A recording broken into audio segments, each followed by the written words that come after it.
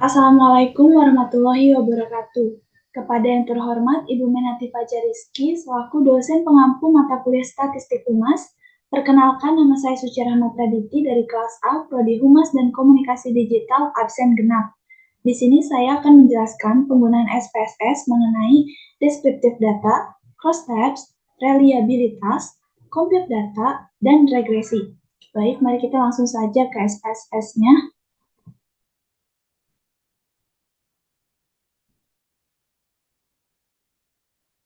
Yang pertama adalah descriptive data. Untuk itu kita ke analyze, pilih descriptive statistik, lalu ke frequencies. Nah, di sini kita pindahkan semua yang di sebelah kiri ke sebelah kanan. Kita contohkan dari profil responden yaitu jenis kelamin. Kita pindahkan ke kanan, lalu klik statistik. Di sini juga kita bisa menentukan mean, median, mode, sama sum. Apabila diperlukan, tinggal dicentang saja. Namun karena saat ini tidak diperlukan, maka kita bisa continue. Lalu kita ke chart. Chartnya juga kita bisa memilih mau bar, pie, atau histogram. Kita contohkan pie chart.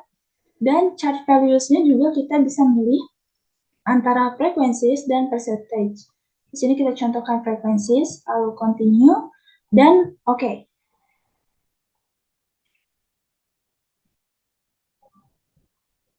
Sudah terlihat hasil dari descriptive data, tabel statistik, di sini juga tabel jenis kelamin, dan pie chart yang sudah tadi kita pilih. Lalu yang kedua ada crosstab. Kita masih ke analyze, masih ke descriptive statistik, namun di sini kita sekarang pilih crosstabs.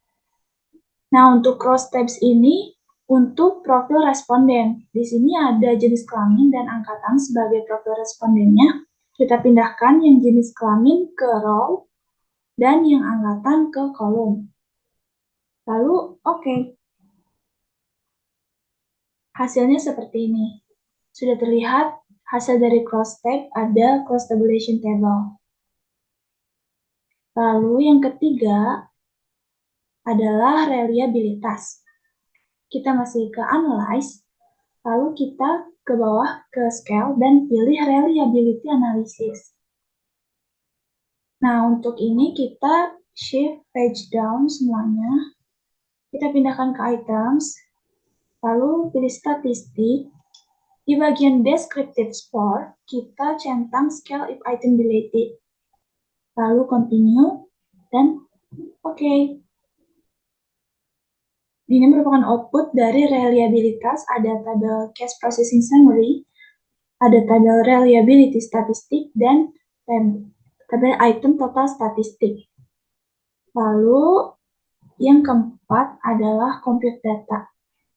Di compute data kita tidak di-analyze lagi, tapi kita pindah ke transform. Lalu klik compute variable. Di target variabel kita isi yang pertama variabel X-nya dulu. Lalu dari kotak yang sebelah kiri ini, variabel X-nya kita pindahkan ke numeric expression. Satu persatu ini dipindahkan ke kanan, lalu kita klik tambah dan input variabel X lainnya ke kanan juga. Jangan lupa klik tambah lagi. Sampai semua variabel X sudah kita pindahkan ke numeric expression. Jika sudah, maka kita ke type and label, lalu kita kasih nama. Di sini variabel X-nya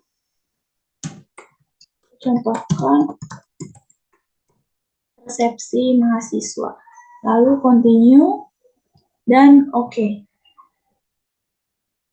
Maka di sini sudah terlihat outputnya dari compute data variabel X.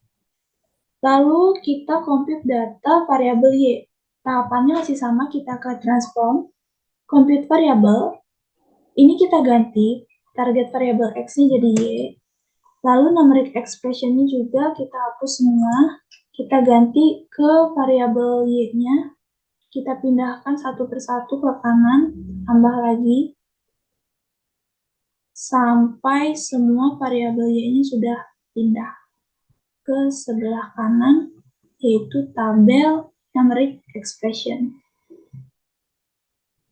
Setelah itu kita ke type and label lagi.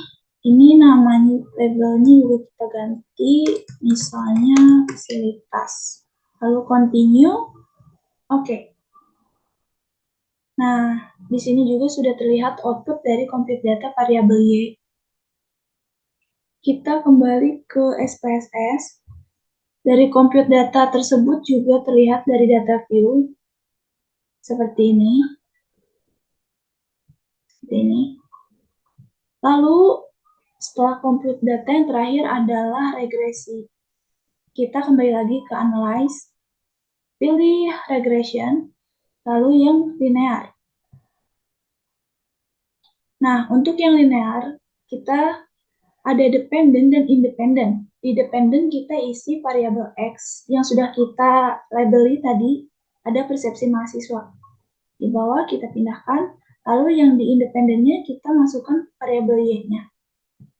Kanan, list statistik, estimates, dan model fit tercentang, continue, lalu plots. Nah, pilih zipcat untuk Y dan sracid untuk X. Lalu centang juga histogram dan normal probability plotnya, continue, jangan lupa di save, dan kita centang bagian residuals, ada unstandardized. Nah, setelah itu continue dan oke. Ini merupakan output dari regresi, ada tabel variables entered or removed, ada tabel model summary, tabel ANOVA, tabel koefisien, dan tabel residual statistik. Di sini juga ada beberapa chart, ada histogram dari dependent variable persepsi mahasiswa. Di bawahnya masih ada lagi, dan ada scatter plot juga.